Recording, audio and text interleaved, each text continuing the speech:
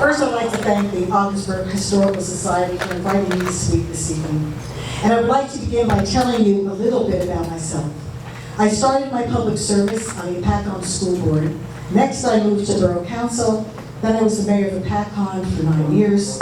Currently, I'm the Freeholder Deputy Director. I came on the Freeholder Board in the wake of 7 administrators retiring from our county government. There was a massive change and reorganization, which created many challenges on a day-to-day basis. But tonight, I want to speak about some of the accomplishments of the Freeholder Board and the work that I've been doing with the Health and Human Services Department.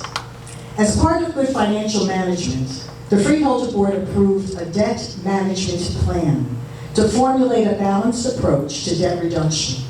The plan will reduce county debt, prevent the Freeholder Board from issuing debt on behalf of a third party, and non-recurring capital projects over $10 million will have voter approval. The board has also made a 3-year commitment to the Sussex County Economic Development Partnership, and this is important because both entities recognize that small business fuels job growth in our community. As we work together, we will develop an economic plan that identifies the trends in small businesses so we can create more opportunities for them to be successful.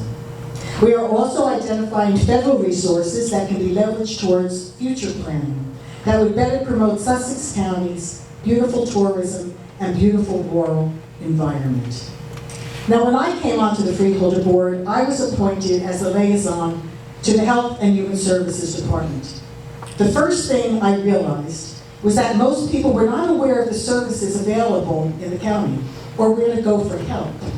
And because of the disconnect, I instituted the idea of informational forums and a human service guidebook, which provides easy access to resources and contact information for our residents. For our veterans, a portal was put on our website and a veteran service guide was made available to them also. Veteran services were extended and brought into the administration building for their convenience. I also initiated an informational forum for municipalities and schools to introduce the campaign to change direction.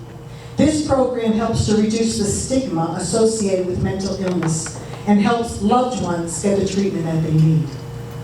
Recently, I had the opportunity to work with the spiritual care unit at Atlantic Health Systems to help them spearhead their campaign called No More Whispers.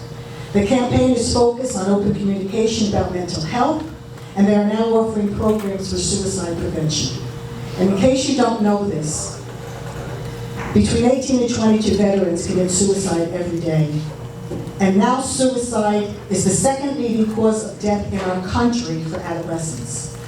There are not many people talking about this, but I can assure you that Sussex County is sounding the alarm and raising awareness through education programs. Now, the last issue I would like to speak about is the opioid crisis.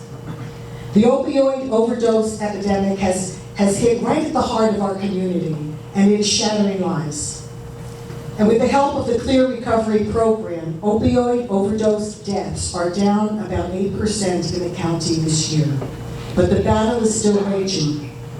I have enlisted the expertise of Nick Louisi, who is our drug and alcohol director, to help me initiate 3 drug symposiums across our county. They are structured to show residents what services are available to them, how to reach out for help, and how to get involved in the fight. All of the drug symposiums will begin at the same time at 7 p.m. This Thursday will be our first one at Newton High School. October 23rd, we will be at Walk Hill Valley. And October 28th, we will be at Lenape Valley. I have a friend who said something to me that I'd like to close with his words. He was addicted to drugs for 15 years, and he always said to me, Sylvia, drugs will take you farther than you ever wanted to go. But I truly believe that recovery is possible. And if you believe that too, together we can fight this crisis, and together we can win. So once again, I want to thank you for allowing me to come and speak tonight. And I hope that you will find one of these symposiums that will fit into your schedule. They are planned for different days of the week. And if you go over to that table, I left information about the symposiums, mental health pamphlets, and information about suicide prevention. Thank you very much.